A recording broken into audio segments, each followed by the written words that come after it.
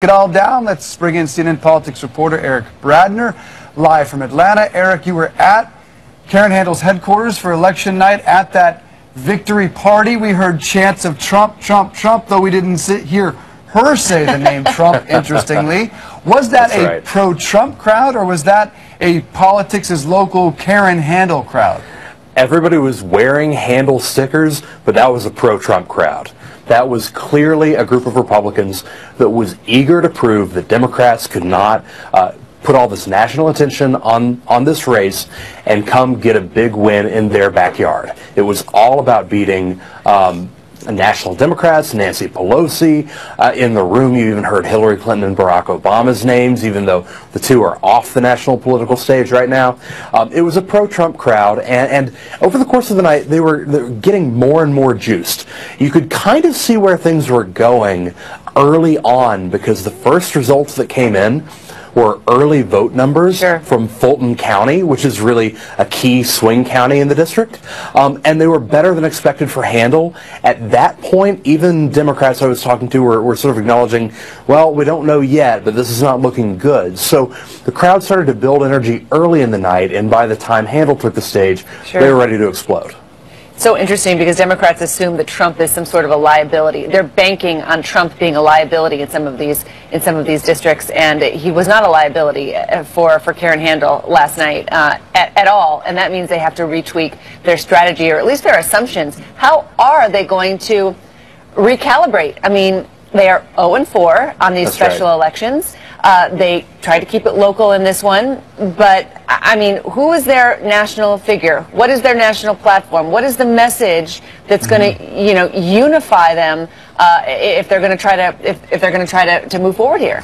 Those are all great questions, and the problem for Democrats is they don't have answers.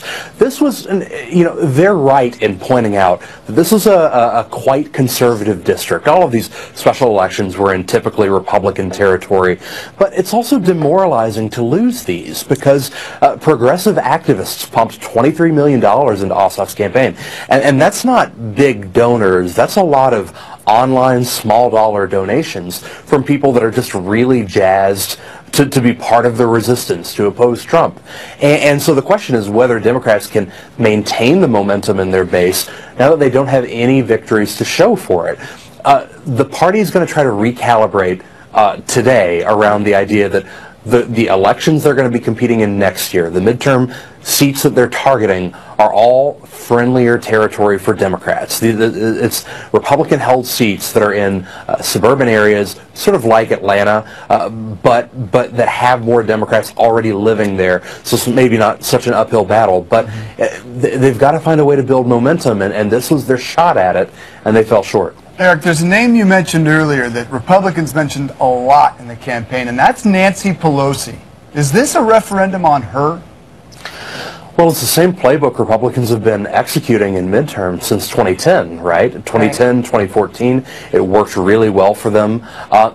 And yeah, I mean, that's what Republicans are trying to turn this into, because while Ossoff wanted to campaign on local issues, wanted to portray himself as a moderate, somebody that would reach across party lines, Republicans just hammered him over and over and over with this idea that he would do Nancy Pelosi's bidding.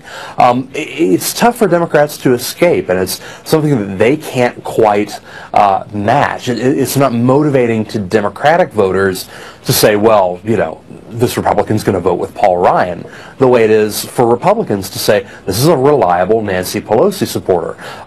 So it's something Republicans have kept going to over and over and over, and it works. You could see it in the direct mail pieces, on the air, and the TV ads. It's the message they return to, and it's what worked. All right, Eric Bradner, thank you so much. You've had a long night there in the room when Karen Handel won. Thank you so much, sir. Nice to see you this morning, Eric. Thank you.